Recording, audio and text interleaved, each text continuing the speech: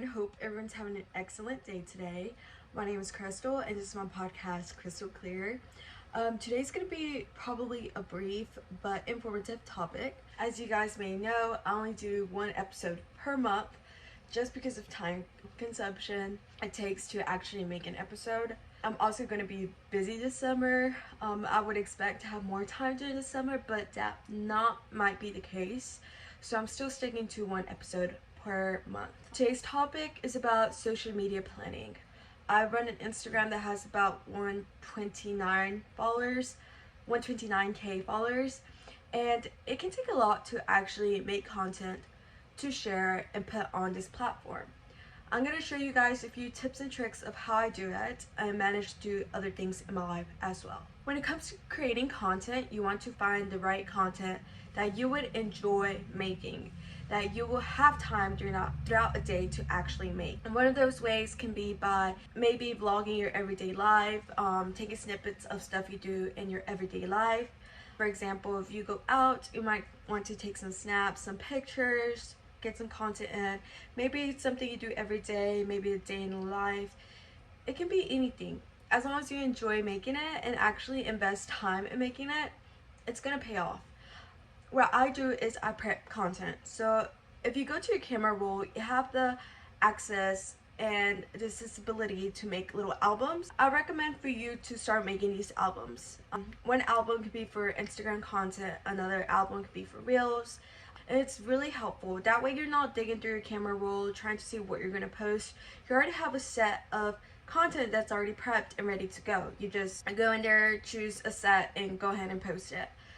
I don't know if every Instagram has this feature, but my Instagram started getting the feature of I can start scheduling my post, and I use that so much. I sit down one day and I'll schedule my post for next week. That way I don't touch my Instagram. I don't worry about having to post. It's already done and scheduled.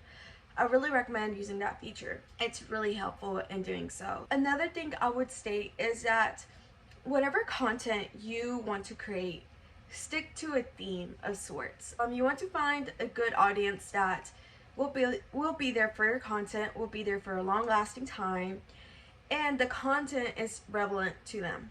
Yes, once you get more comfortable, you can try making new content, but you need a baseline, a foundation to start when it comes to creating content. It's really important to really have that done and a stable foundation so that you can grow from it. I've stated this before in how to grow your social media episode, but look at your analytics. Your analytics tell you so much about your social media, how well it's doing, or maybe how bad it's doing. You just have to actually see your performance. If you go to your analytics, you can see impressions, interactions, profile visits, website taps, all that good information, and how relevant that is to your growth. Maybe you can see that this post is not doing so well, and it continues to not do so well, so maybe I should switch it around. Or it could be vice versa. You could see like, oh, this content does really well, I can still keep on working with this, which is amazing, keep on doing it. But you won't know that unless you look at your analytics and go like, okay, these are the numbers, this is where it's growing, this is where it's declining, where can I go from here? You need to inform yourself of what you're putting out there, of how well it's doing or how not so well it's doing. Personally, I have been taking a second look at my analytics. I definitely have not been taking care of my social media as I used to. End of the year for year 2 of college took the best out of me. I'm trying to get back on track. I'm looking at these interactions, seeing what does well, what does not do well. That way it kind of narrates my path of where I'm going to go in creating content. Another thing when it comes to creating content and planning it is you never know when something can be useful. I don't know if you guys have seen the Reels lately. They can be something simple, but they do really well. It can be like a video of a simple scenario, and it can be aesthetically pleasing. Put it to a trending sound, and boom, you have so many interactions and do really well on social media. So really recommend on not putting anything down. You don't really know what does well with the algorithm until you actually try. So don't really narrow down your vision, narrow down your creativity, because you never know. You never know what does well until you put it out there and see, okay, this does well.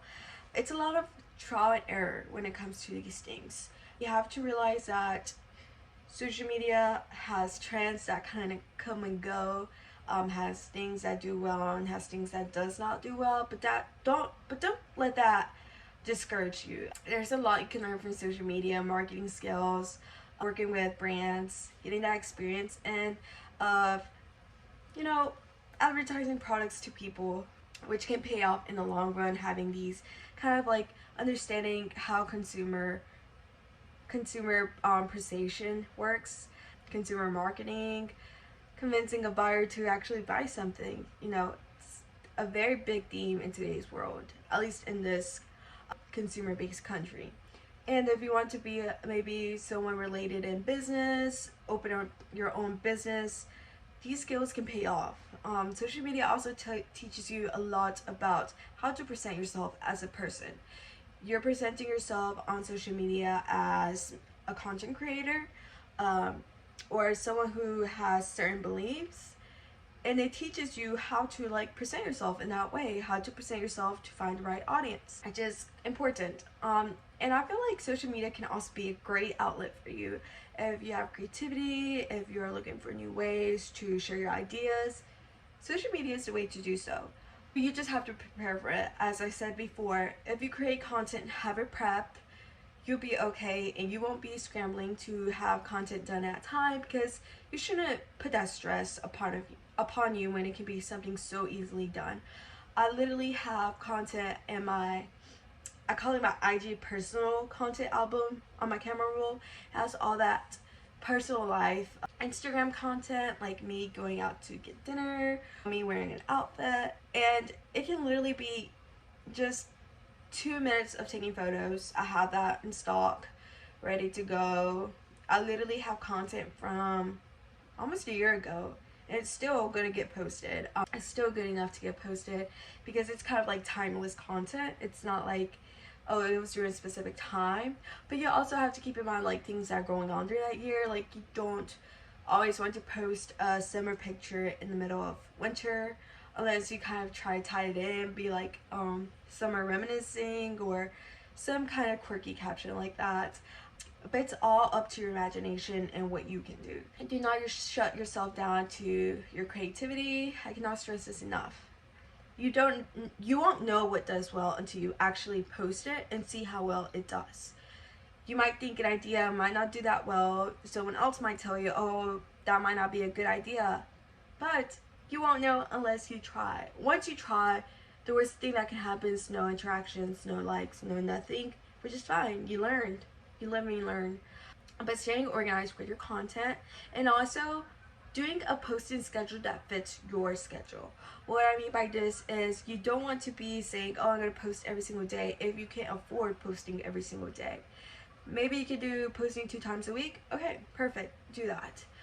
But make sure it's a schedule and where you are consistent with it. Consistency is key. If you're posting content, you want to be consistent to your audience and make sure you have that content out when the audience kind of expects it to be out. Another little tip and hack I have is when it comes to getting captions done, getting ideas done, I recommend doing a Google document. This is literally a lifesaver. Sometimes it can be hard to choose a caption. Some people are really indecisive. I can be very indecisive and I change my mind sometimes. But what I do is I kind of come across caption ideas, and I write it down all in a Google Doc in bullet points. And then I just fit the caption to whatever post I want to do. It takes me so much time and I already have it out there. Another thing I also have in that Google document is possible photo ideas, which is really important. You never know when future creativity can kind of hit you, or you don't want to forget an idea. Just write it down and you can come back to it sometime later. So yeah, that's pretty much my short little video on some small tips and hacks, which involves organizing, having content prepped, having a Google document with ideas, captions, being consistent with your material, and the most important of all is to not shut down your creativity, shut down your ideas, and kind of doubt yourself and shut yourself down that something won't work when in the case that you haven't even tried to know if it would work or not. That's pretty much all for me today. I'm kind of like very busy right now. I'm packing to go abroad right now. But I wanted to have this May video down, ready to go, and probably edited soon.